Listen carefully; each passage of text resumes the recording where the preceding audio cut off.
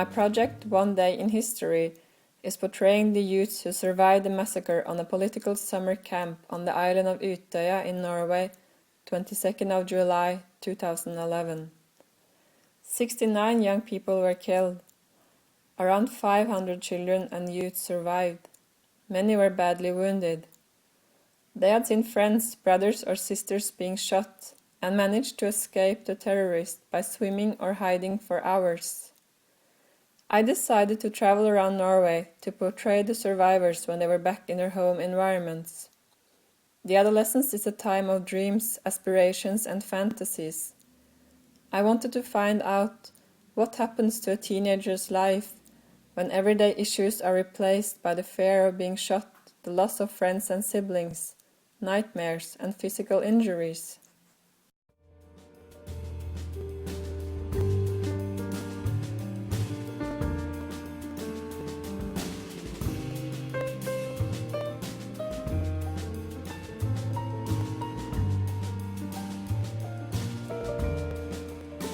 My project, Brotherhood of Bears, is about my intimate relationship with the gay bear subculture, whose members represent a mature and masculine homosexual embodiment. The Bear Brotherhood is a strong bond of gay men who cast aside traditional gender conventions, challenge heteronormative society, and question hegemonic masculinity. For well over a decade, I have been an insider within the bear subculture, yet I often view myself as an outsider because I do not have the physical resemblance of a gay bear man. My role as a photographer embodies this ambivalent stance, as my interest in documenting bears necessitates both access and detachment from this community. This body of work has become an affirmation of my inclusion in the bear subculture, substantiated by my interpreting, analyzing, and understanding these men and their sexual identities, which are much like my own.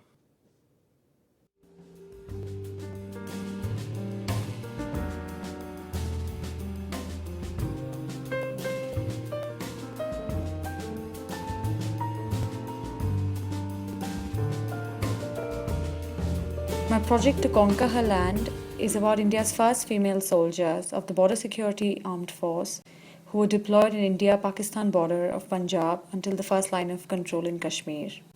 I followed the women from different parts of the country, caste, background, from their last days at home to the barracks, through training camps and to active duty, documenting the transformation from women to soldiers.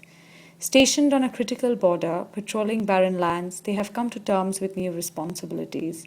The transformation is intense. It is impossible to recreate or restore what they have left behind. Indian women in the forces are battling a largely patriarchal society too. The BSF is a military force. While some women join simply as a way to earn money, others enlist to escape the constraints of family life. In To Conquer Her Land, I've tried to humanize these complex yet intricate issues of poverty, conflict, psychological warfare, youth, gender, love, patriotism, and unfamiliar level of stress. An account of how these women come face to face with the truth of conflict and the realities of living the life of a young, good soldier.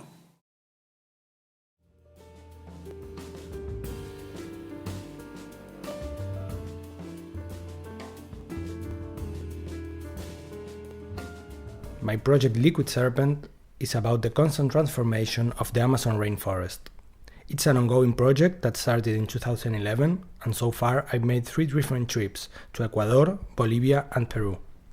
The first trip was to the Napo region in Ecuador rainforest, and the work was mainly focused in environmental issues.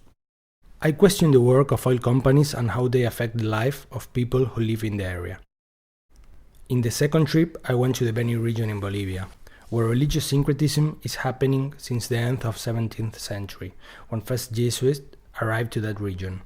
The third and last trip so far was to the city of Iquitos, in the Peruvian rainforest. The key subject was the development of this Amazonian city. Since it was declared as one of the 7 natural wonders of the world in 2011, global attention is newly aimed at the Amazon rainforest, revitalizing the discourse about the practice employed in the area. The historic moment consolidates an extractive model with a progressive acculturation of the indigenous communities that need for medicine, machetes, and batteries for their lanterns, generating processes of radical transformation of their native culture. In this transformation of life's course, gradual but constant, the Amazon also modifies that which draws close to her.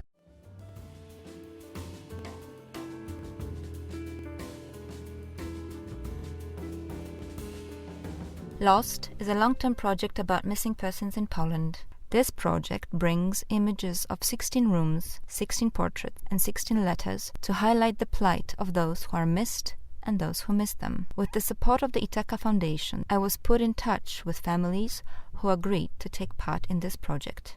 From May 5th to September 25th, 2012, I traveled 7,000 kilometers around the country to photograph the empty rooms of these missing people. Each family also gave me a handwritten letter addressed to the missing loved one. The project Lost is a symbiosis of 2 interpretations, one strictly documentary and the other personal, the artist's voice. The first act is a series of empty spaces that I visited. Often, the rooms of the missing lost ones are left untouched for several months, years, or even decades.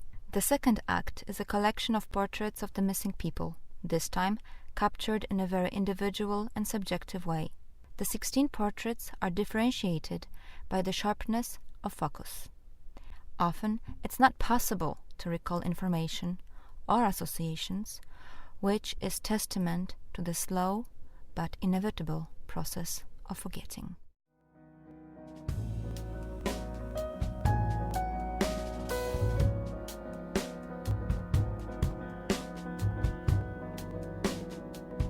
My project, Fashion Victims, Other People's Clothes, deals with the working conditions in India's textile industry.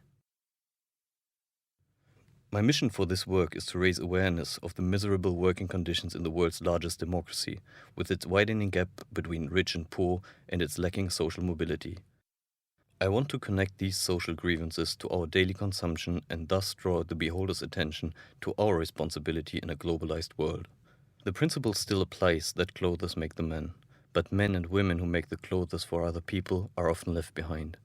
While India's growing middle class is chasing the latest trends, the greedy tiger is chewing its working class for the benefit of the economic prosperity.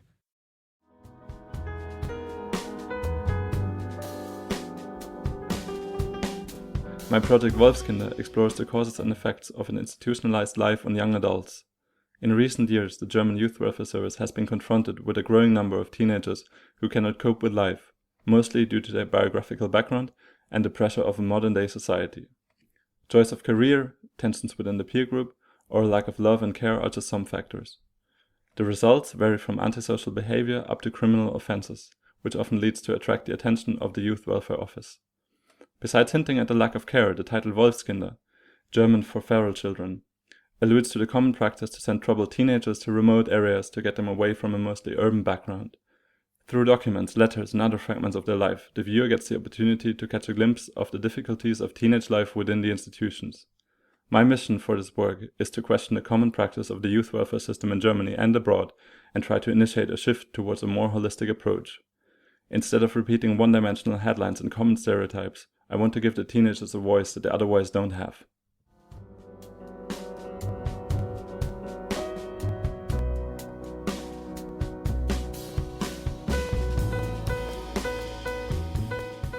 The project is all about the tidal flood that affecting the Chittagong city and the coastal area of Bangladesh. And this tidal flood is causing because of the gradually rising of sea levels. I've been working on this project for the last couple of years, where my house is also affected by this tidal flood, and my area was inundating twice a day most of the time, and it's still happening, and the tidal flood it's rising day by day, and the water is inundating all the houses and shops and everywhere of the area, so it's affecting the people heavily, and maybe those area or some low-lying area, and the people of those area staying from their route in couple of years to come. So this is ongoing project, and I'm looking forward to working on this as long as possible.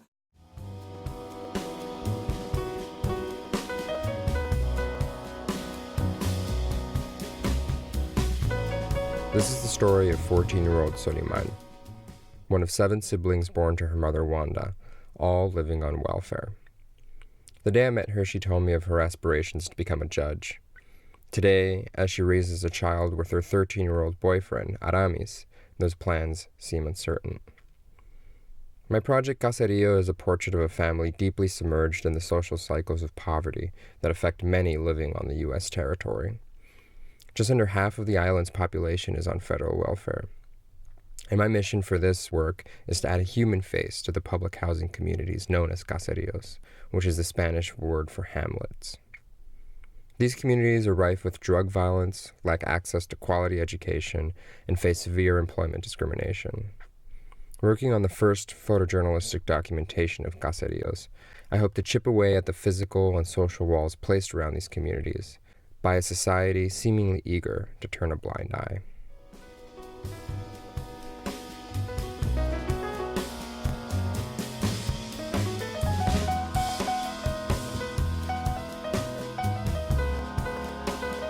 My project Trapped documents the life and conditions of prisoners with mental illness in American prisons. I spent 3 months inside of the mental health unit at the Kentucky State Reformatory. My intention wasn't necessarily to show how terrible prison life is at that institution, but rather how ill-equipped prisons are for the mentally ill. Since the 1960s, there's been a decrease in funding for mental health treatment in our communities. And over time, prisons have become the default mental health hospitals. Now, many people with mental illness find refuge and treatment for the first time in the prison system, one that is not properly equipped for this population. Unfortunately, because it is a prison, security is their main objective, and treatment becomes secondary. Mental illness has become an increasingly important issue in the U.S. due to recent mass shootings, prison incarceration rates, and the healthcare crisis in America. My hope is that this project triggers a dialogue not about prison reform necessarily, but about the mental health crisis in America.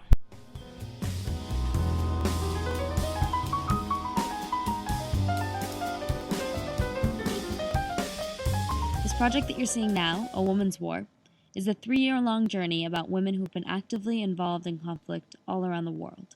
I've photographed it in 5 countries since 2010, including Bangladesh, Bosnia, Egypt, the United Kingdom, and Vietnam. and it now includes the photographs and testimonies of over 100 women. The work seeks to provide a new, more nuanced, more individual narrative on women in conflict, one that recognizes the range of ways that women have been involved in war, including as soldiers or as spies, as peacekeepers, organizers, or rape survivors. It looks to create a narrative that does not solely reduce women to passive victims, but instead recognizes the multiplicity of roles that they have played. And it's told through the words and through the faces of the women themselves.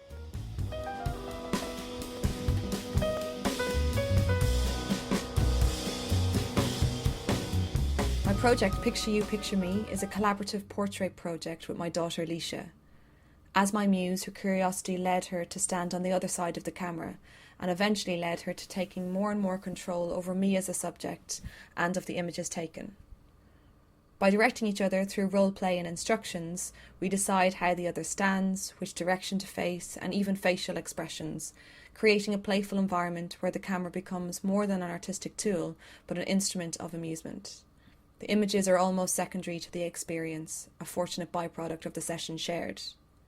My mission for this work is to explore themes such as creative collaboration, child autonomy, trust, and the relationship between subject and photographer. As a child with Down syndrome, visual communication has always been key to Leisha's development.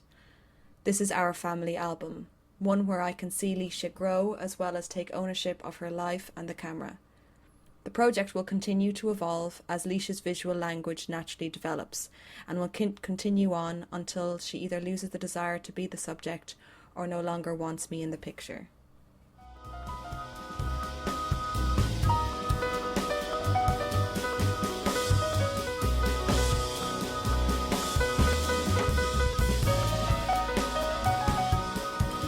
My project, Shane and Maggie, seeks to take a deeper, unflinching look at domestic abuse as a process, as opposed to a single incident. I'm examining how a pattern of abuse develops and eventually crests, as well as its short and long-term effects on victims, their families, and the abusers. Domestic violence is a largely invisible crime. We usually only hear it muffled through walls, and we usually only see it manifested in the faded yellow and purple bruises of a woman who walked into a wall or fell down the stairs. It's rarely limited to one event, and it rarely stops.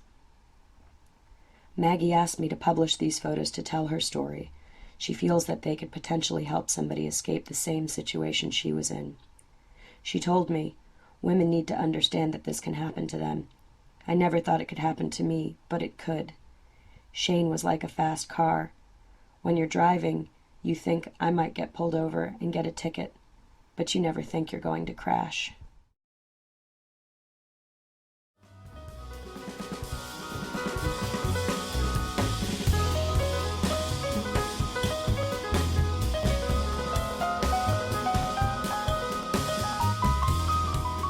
My project, Goodbye My Chechnya, is about young girls coming of age in the aftermath of war.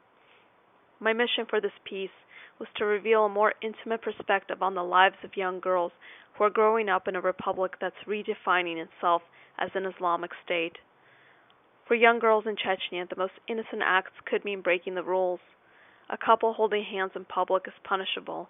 Rumors of a girl having sex before marriage will often end in an honor killing.